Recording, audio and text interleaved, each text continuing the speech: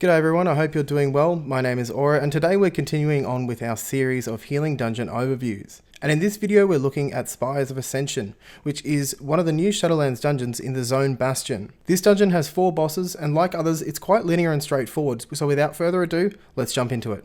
The first encounter of the instance is against Kintara and her snake bird, Azulas. So on Mythic you want to avoid standing in between the 2 bosses, as the ability Deep Connection casts a beam and puts a dot on anyone caught in between them. Now it isn't high damage, but it's better to avoid this to avoid extra healing. Throughout the fight, Azulas will fly to different locations in the instance area and shoot the ability called Attenuated Barrage. This fires out dark bolts in a cone depending on which direction she's facing. Now getting hit by these hurts. One of the strategies we've used to avoid this is simply standing behind the snakebird to mitigate the mechanic entirely. Kintara has the ability Overhead Smash, which you just want to watch for the tank getting battered by, assuming no DPS get hit, and it's a good idea to stand out of the way of the front of the boss. Now after a while, Kintara will use her ability Cold Flight. She flies above the encounter area and will use her ability Charged Spear. This ability is quite easy to dodge, although it does leave a pool on the ground that does a fair amount of damage if players stand in it long enough. It is important to avoid having these pools behind Azulas so that the group isn't forced to stand in the danger zone in front of her and may get hit by the barrage. The second boss, Ventunax, takes Azula's barrage and turns it up a notch. Her Shadow Whale shoots out dark bolts that spawn from that location for the rest of the fight. Now her ability, Dark Stride, causes Ventunax to appear behind a player at random, puts a dot on them for 20 seconds, causing 2.3k damage a second, which is quite substantial. Now, this fight can become extremely overwhelming with these 2 abilities alone. And additionally, if you are hit by these bolts, they knock you up in the air, and there's a good chance that if you're close to any other bolts, it'll ping pong you. Along with these 2 abilities, you need to watch out for her Blinding Flash. Now this stuns players for 3 seconds if you get caught in her frontal cone just after she casts it. The fight requires you and your group to really think about your positioning, where you may want to try and place the dark bolts that come from the Dark Stride ability as well. The main key of this fight is to find a good safe spot and avoid getting hit by all the incoming bolts, as it does become quite hectic.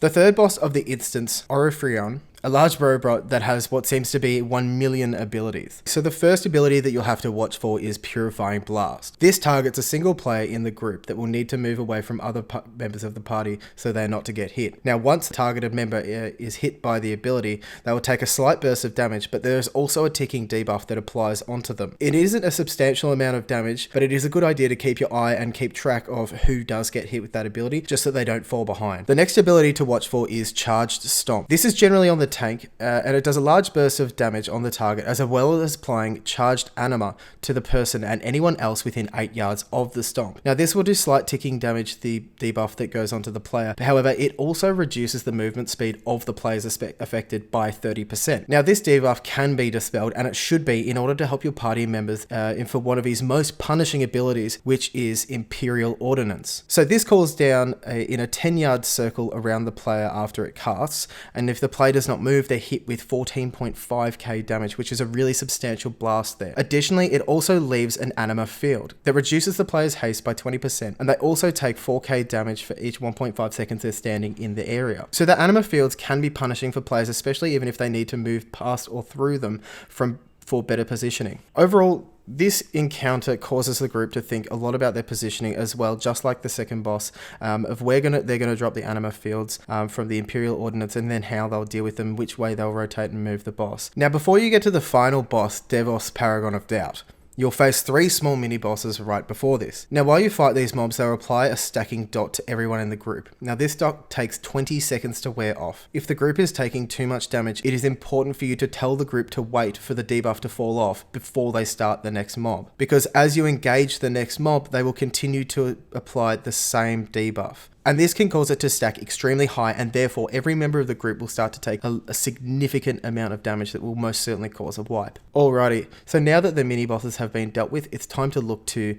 Devos. Whilst first engaging Devos, she infects 2 random players with Lost Confidence. This does a small amount of ticking damage every 3 seconds, but more noticeably, when it is dispelled, it leaves a pool on the ground called Lingering Doubt. Now, if they stand in the Lingering Doubt, they do get infected by a dot, causing a small amount of ticking damage. However, this debuff is able to stack, and if a member of your party manages to get themselves nicely stacked, the debuff can really start to become a problem if not dispelled. Now, keeping all of that in mind, another ability that is a must watch for is Abyssal Detonation. So once cast after 4 seconds, Devo's Anima explodes, causing 58,000 damage to everyone in the group. Now, this would be the case if you were standing outside of the Archon's Bastion. Now, this is cast by a friendly NPC, and it reduces the amount of damage coming in from the Abyssal Detonation by 90%. So it is imperative that you make sure that you stand in the large shiny blue area by the time that the mechanic goes off. Now, linking back to earlier abilities mentioned, you need to try and make sure that you aren't dispelling the Lingering Doubt inside the Archon's Bastion to avoid making members take extra stacks while trying to avoid the instant shot mechanic. Whilst Devos is on the ground, she will also cast the ability Run Through. Now, simply Devos just targets one person in the group and rushes toward them. If anyone is in the line between them, she will hit them, causing 11,000 physical damage. So you just make sure to watch out from this. Alrighty, now for phase 2, Devos takes to the skies and will either cast Slipstream or Backdraft. Now, this either pushes or pulls the party back and forth. Now, while both of these abilities are active, every 6 seconds, each member of the group will gain a stack of Lingering Doubt.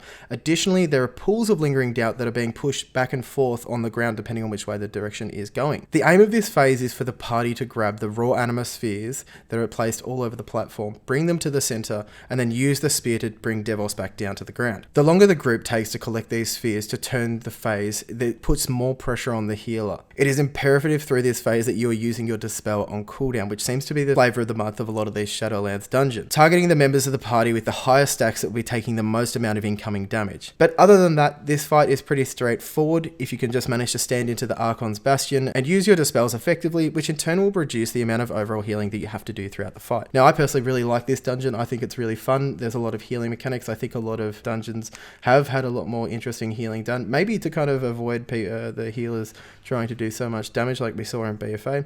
However, that'll be yet to be seen. That Mythic Plus will be coming out soon. But that's all it for this one, guys. Thank you very much for watching. If you have any questions, put them down in the comment section. I'm always willing to help out or do my best. We've also got our Discord server there for some OCE streamers and other content creators as well, if you'd like to check them out. My Twitch is twitch.tv/AuraParty, and I am streaming there as much as I can. But do remember to like the video if you do like the video. Subscribe to the channel for more content. I'll hopefully see you guys soon. Alrighty, thanks. Bye.